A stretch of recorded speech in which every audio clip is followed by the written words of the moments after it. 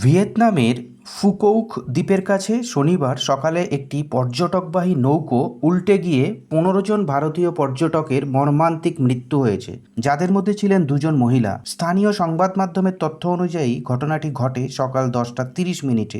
নৌকাটিতে ৪ জন crew member সহ মোট ৩৬ জন আরোহী ছিলেন, যার মধ্যে ৩২ জনই ছিলেন ভারতীয় পর্যটক।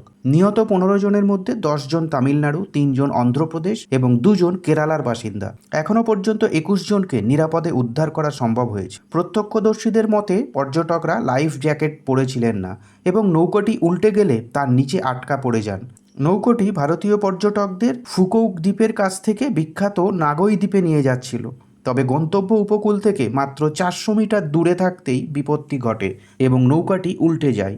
দুর্ঘটনার খবর পেয়েই স্থানীয় প্রশাসন ও উদ্ধারকারী দল দ্রুত তৎপর হয়ে উদ্ধার অভিযান শুরু করে এবং উদ্ধারের পর স্থানীয় মানুষ পর্যটকদের দ্রুত হসপিটালে পাঠানোর ব্যবস্থা করে।